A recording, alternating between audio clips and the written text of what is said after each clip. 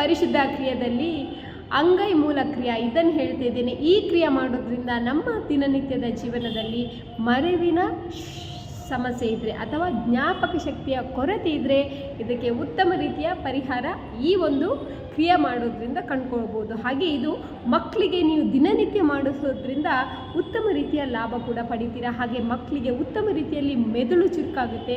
ಯಾಕಂದರೆ ಈ ಒಂದು ಕ್ರಿಯೆ ಮಾಡೋದ್ರಿಂದ 72,000 ನಾಡಿಗಳು ಕೂಡ ಆ್ಯಕ್ಟಿವ್ ಆಗುತ್ತೆ.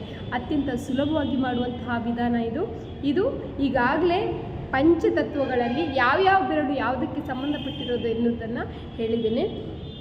ಈ ಪಂಚತತ್ವಕ್ಕೆ ಸಂಬಂಧಪಟ್ಟಿರುವಂತಹ ಬೆರಳುಗಳ ತುದಿಯ ಭಾಗವನ್ನು ಮೊದಲನೆಯ ಈ ಭಾಗಕ್ಕೆ ಈ ರೀತಿಯಾಗಿ ಜೋಡಿಸಬೇಕು.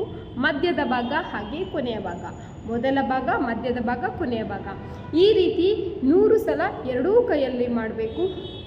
ಮೊದಲ ಭಾಗ, ಮಧ್ಯದ ಭಾಗ, ಕೊನೆಯ ಭಾಗ, ಈ ರೀತಿ ಮಾಡಿದ ನಂತರ ಕೊನೆಗೆ ಈ ರೀತಿ 100 ಸಲ ಮಾಡಬೇಕು. 100 ಸಲ 3 ಭಾಗವಾಗಿ ಮತ್ತೊಂದು ಸಲ 100 ಸಲ ಈ ರೀತಿ ಮಾಡಬೇಕು. ಅಂಗೈ ಮೂಲ ಕ್ರಿಯೆ ಮಾಡೋದ್ರಿಂದ ಮಕ್ಕಳಿಗೂ ಕೂಡ ಅತ್ಯಂತ ಉತ್ತಮ ಪ್ರಯೋಜನವಾಗಿ ಅವರು ಉತ್ತಮ ರೀತಿಯಲ್ಲಿ ಓದಿದ್ದನ್ನು ನೆನಪಿಟ್ಕೋಬೋದು. ಹಾಗೆ ಹಿರಿಯರು, ವಯಸ್ಸಾದವರು ಇರ್ಬೋದು, ಜ್ಞಾಪಕ ಶಕ್ತಿಯ ಕೊರತೆಯಿಂದ ಯಾರು ಬಳಲ್ತಾ ಇರ್ತಾರೆ ಅವರಿಗೂ ಇದರಿಂದ ಉತ್ತಮ ಲಾಭ ದೊರೆಯುತ್ತೆ.